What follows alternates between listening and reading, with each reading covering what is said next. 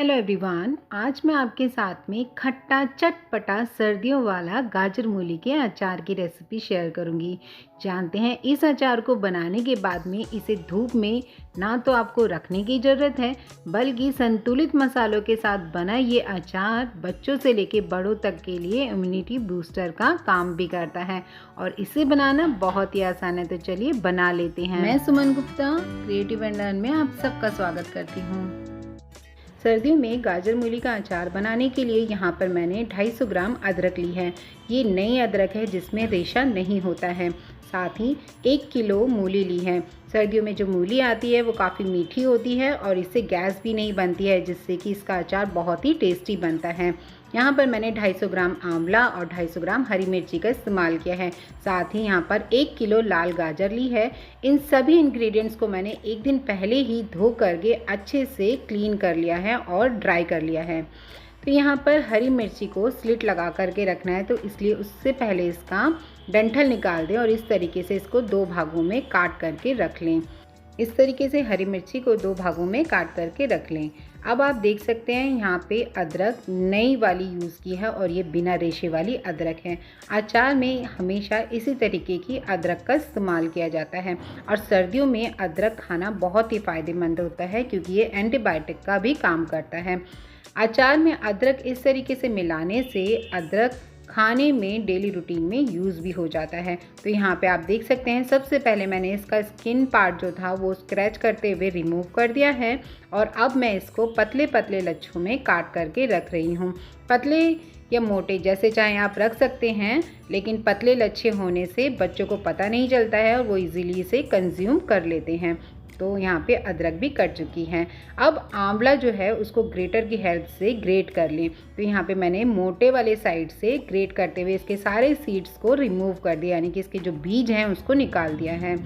आंवला vitamin C का बहुत अच्छा स्रोत भी होता है और सर्दियों में आंवला खाना बहुत ही फ़ायदेमंद भी होता है। तो यहाँ पे जितनी भी गाजर है उसको मैंने पील कर लिया। आप देख सकते हैं गाजर कितनी लाल है। जो सर्दियों में गाजर आती है वो काफ़ी रसीली, मीठी और लाल होती है, जो कि हमारे खून को भी बढ़ोतरी में करती है। तो जैसे मैंने गाजर काटी है उसी साइज़ में मैं यहाँ पर मूली को भी छिल करके 2 इंच लंबा जितना इसको काट करके रख लूँगी और इसको आधा इंच चौड़ाई जितना मोटाई में इसके लंबे लंबे लच्छे काट करके रेडी कर लूँगी। तो आप देख सकते हैं कि किस तरीके से पहले मैंने मूली को पील किया और फिर उसको 2 इंच लंबा और आधा इंच चौड़ा जितना उसको काट करके रख लिया है। सेम साइज़ में मैंने यहाँ पर गाजर भी काटी है। तो अब आप देख सकते हैं कि मैंने गाजर की लंबाई और मोटाई कितनी रखी है। सेम साइज़ में मैंने यहाँ पर मूली को भी काट करके रेडी किया है। अब यहाँ पर मेरी गाजर और मूली को भी मैंने काट करके रेडी कर लिया है। यहाँ पे सारा सामान जो है वो मैंने काट करके रख लिया है। अब यहाँ पर गाजर मूली को स्टीम करना है। तो यहाँ पे मैंने एक पतीले के अंदर नमक डाल करके उसके अंदर स्टीम रेडी कर ली है। अब इसके ऊपर कोई भी जालीदार बर्तन रखें और फिर इसके अंदर गाजर मूली को रख कर के 25 मिनट के लिए मीडियम हाई फ्लेम पर स्टीम करते हुए पका लें। इस तरीके से गाजर मूली डायरेक्ट पानी के कांटेक्ट में नहीं आती है और जो भी इसका रस होता है वो भी इसके अंदर बना रहता है। साथ ही ये काफ़ी सॉफ्ट और क्रंची बाइट जितना रेडी हो जाती है। तो जब तक अब ये यहाँ पर स्टीम होकर रेडी होगा, इसी बीच में इसके मसाले भी रेडी कर लेते हैं।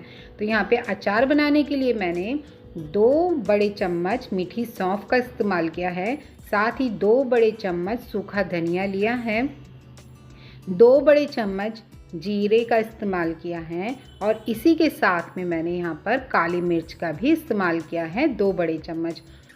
यहाँ पे हरी मिर्ची मैंने काफ़ी अच्छी क्वांटिटी में ली है, तो इसलिए ज़्यादा मिर्च का इस्तेमाल नहीं करना है।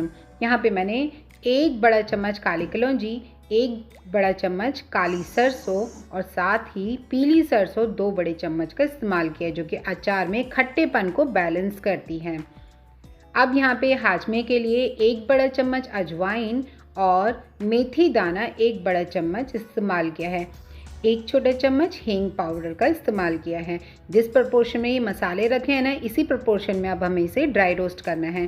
तो यहाँ पे फ्लेम को मीडियम हाई पर रख कर कढ़ाई को गर्म कर लें और जिस प्रपोर्शन में मसाले रखे हैं ना, इसको ड्राई रोस्ट करना है। ड्राई रोस्ट करना इसलिए ज़रूरी है क्योंकि जो इसके अंदर प्रॉपर्टीज़ होती है वो काफ़ी अच्छे से एनहांस होती है और जो इसका इसेंशियल ऑयल होता है वो भी इसका काफ़ी अच्छे से बाहर निकल पाता है और इसके अंदर अचार में खुशबू भी बनी रहती है। तो आप देख सकते हैं यहाँ पर मैंने 5 मिनट के गैप में सभी मसालों को अच्छे से कढ़ाई में ड्राई रोस्ट कर लिया है। इन्हें जलाना नहीं है, बस 5 मिनट के लिए ड्राई रोस्ट करना है मीडियम हाई फ्लेम पर। अब एंड में मेथी दाना ड्राई रोस्ट करना है। मेथी दाना लाइट ब्राउन कलर की कोटिंग जैसे ही आएगी ना, बस इसी स्टेज तक इसको मीडियम हाई फ्लेम पर ड्राई रोस्ट करना है। इससे इसका मेथी दाने का कड़वापन बाहर नहीं आता है और मेथी दाना पक जाता है। अब फ्लेम को ऑफ कर दें और कढ़ाई काफ़ी गर्म है। इसी स्टेज पर आपको हींग डाल करके, हींग जैसे ही हल्के वाइट कलर में कन्वर्ट होगी ना, बस इसी स्टेज तक इसे भूनना है और इसे भी डाल दें। इस तरीके से मसाला रेडी करने पर इसका इसेंशियल ऑयल भी इसके अंदर बरकरार रहता है, साथ ही अचार के मसालों की खुशबू भी काफ़ी अच्छी आती है और अचार काफ़ी लंबे समय तक चलता भी है। तो अब यहाँ पे 25 मिनट के बाद में मैंने स्टीम से गाजर मूली निकाल करके चेक किया है, तो आप देख सकते हैं कि एक क्रंची बाइट जितना बन करके स्टीम हो गया है। तो अब इसे फैला लें किसी भी कॉटन के कपड़े के ऊपर, इसलिए ताकि कम्प्लीटली ठंडी हो जाए और जो भी इसका एक्सेस वाटर है ना, जो भी पानी एक्स्ट्रा है वो भाप बन करके ऊपर उड़ जाएगा और इसे कम्प्लीट ठंडा होने दें तब तक, यानी कि 2 घंटे में इसे ठंडा होने का टाइम लगेगा। इसी बीच में अचार का मसाला ग्राइंडर जार के अंदर डाल करके इसे दरदरा पीसना है। तो यहाँ पर अचार के मसाले के साथ में ही मैंने 1 बड़ा चम्मच नमक, आधा बड़ा चम्मच हल्दी पाउडर और आधा बड़ा चम्मच लाल पिसी मिर्च का इस्तेमाल करते हुए और इसके अंदर 1 बड़ा चम्मच अमचूर पाउडर डाल करके इसे दरदरा पल्स मोड पर 4 बार घुमाते हुए इसे पीस लें। अब आप टेक्सचर देख सकते हैं यहाँ पर कि मैंने कितना इसको दरदरा पीस करके रेडी किया है। तो आप देख सकते हैं यहाँ पे किस तरीके से हल्का दरदरापन इसके अंदर मौजूद है। मसाला रेडी हो गया है। अब कढ़ाई के अंदर आधा किलो सरसों का तेल डाल करके इसे मीडियम हाई फ्लेम पर धुआं आने तक पका लें। तेल जलाना नहीं है, सिर्फ पकाना है, इसमें अच्छा सा धुआं आ जाए बस इस स्टेज तक। फिर इसके अंदर अदरक डाल कर 5 मिनट तक इसे भी गरम तेल में पका लें। इससे अदरक का जो रस है वो तेल में मिल जाएगा और अदरक का कच्चापन भी निकल जाएगा। अब 5 मिनट पकाने के बाद में इसके अंदर आंवला और हरी मिर्चें जो काट करके रखी थी वो भी डाल दें और इसे मीडियम हाई फ्लेम पर 10 मिनट तक गरम तेल में ही पका लें। इससे आंवला का जो खट्टापन है वो भी तेल में मिक्स हो जाएगा और मिर्ची का तीखापन भी तेल के अंदर मिक्स हो जाएगा। तो आप देख सकते हैं यहाँ पे किस तरीके से तेल गरम है। अब इसी गरम तेल के अंदर ही आपको गाजर मूली जो हमने ठंडी करके रख ली है उसे भी डाल दें। अब गरम तेल में ही इसे 5 मिनट के लिए अच्छे से मिक्स कर लें ताकि आंवले का खट्टापन और अदरक का जो स्वाद है और मिर्ची का जो तीखापन है वो गाजर मूली के अंदर मिक्स हो जाए। अब फ्लेम को ऑफ कर दें और उसके बाद ही इसके अंदर ये मसाला ऐड करें। यहाँ पर तेल काफ़ी गर्म है और मसाले हमारे ऑलरेडी ड्राई रोस्ट किए हुए हैं, तो इसलिए इसे तेल में हमें पकाने की ज़रूरत नहीं है। ये जैसे जैसे गरम तेल को सारा मसाला ऑब्ज़र्व करेगा ये धीरे धीरे फूल जाएगा।